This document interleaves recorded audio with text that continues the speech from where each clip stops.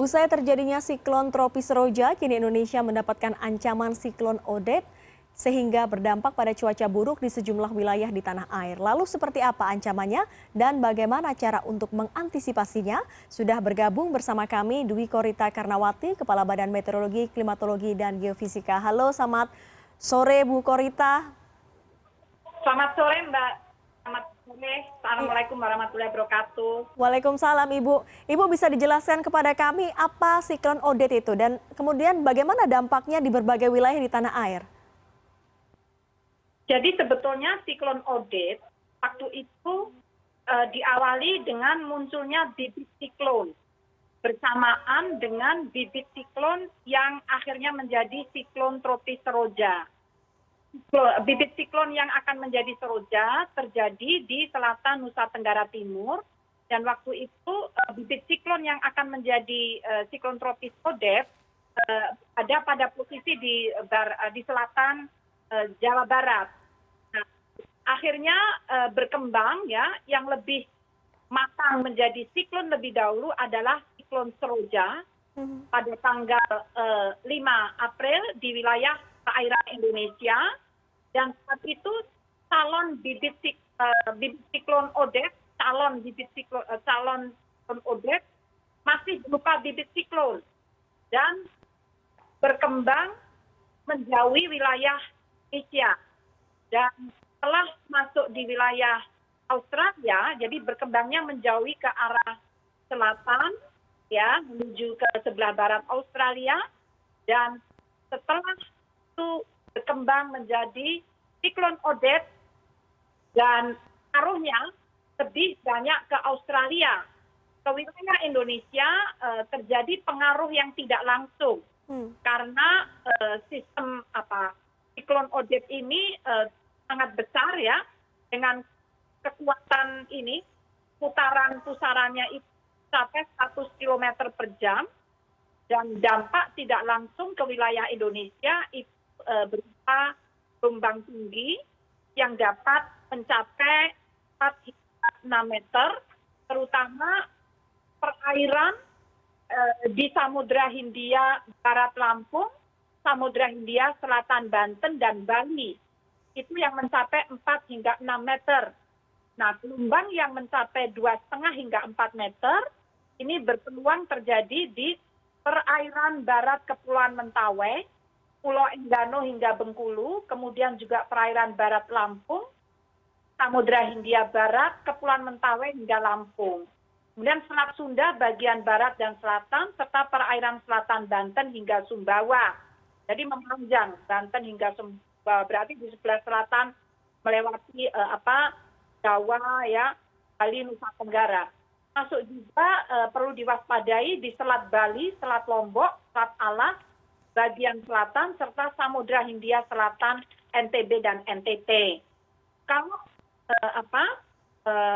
itu terutama dampak tidak langsung secara spesifik untuk siklon tropis yang saat ini sudah berkembang di Australia. Demikian. Jadi artinya yang diwaspadai adalah di garis-garis pantai atau di perairan yang tadi Ibu sebutkan ya? Betul sekali, di wilayah selatan Indonesia. Demikian.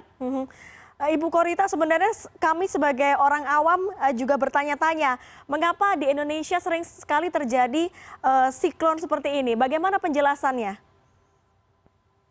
Sebetulnya wilayah Indonesia yang berada di zona khatulistiwa, terutama di zona ekuator, itu lebih dipengaruhi oleh gaya Coriolis, yaitu gaya yang terbentuk akibat rotasi bumi. Karena ekuator itu jari-jarinya yang paling panjang, sehingga lingkaran bumi pada ekuator itu jaraknya yang paling panjang. Padahal berputarnya bumi, berotasinya itu sama-sama 24 jam. Akhirnya zona ekuator ini merupakan zona dengan kecepatan tinggi saat terjadi rotasi. Zona inilah yang seharusnya menghalangi terbentuknya siklon. Karena apabila siklon itu terbentuk, akan dibuyarkan oleh gaya akibat rotasi bumi tadi atau gaya Coriolis tadi. Artinya apa? Kalau semakin sering terjadi siklon di ekuator, ini berarti ada sesuatu yang sudah ada anomali, harusnya terbentuknya tidak terlalu dekat ke ekuator. Jadi beda dengan zona subtropis, itu akan lebih sering mengalami siklon tersebut. Demikian. Ibu, kalau kita lihat tadi ada dampak atau efek samping dari siklon Odette adalah adanya gelombang tinggi. Bagaimana dengan kegiatan pesawat terbang? Bagaimana dengan maskapai penerbangan yang terbang melintas di atas perairan atau di atas wilayah Indonesia? Apakah ada hal-hal khusus yang kemudian diperingatkan oleh BMKG terkait dengan hal ini? Iya, kalau untuk penerbangan sebetulnya relatif kurang berpengaruh karena ini lebih banyak pengaruhnya ke perairan, lautan, dan selain itu posisinya sudah semakin jauhi wilayah Indonesia. Demikian. Kita bicara soal lain, ini soal gempa di Jawa Timur. Bagaimana dengan pantauan BMKG terkait dengan hal tersebut? Apakah gempa susulan ini bisa saja terjadi, Ibu? Jadi gempa susulan ini sudah terjadi sebanyak, catatan kami ada 10 kali gempa susulan. Kekuatan gempa susulan yang terbesar adalah 5,3. Itu terjadi hari ini pukul 6:54 waktu Indonesia bagian Barat. Kemudian sudah disusul lagi setelah itu gempa susulan dengan kekuatan 3,4. Jadi secara umum gempa-gempa susulan ini tanya kurang dari 5, antara 3 sampai 4. Kecuali yang pukul 6:54 pagi tadi kekuatannya 5,3. Dan diharapkan ini akan semakin stabil, melemah. Demikian.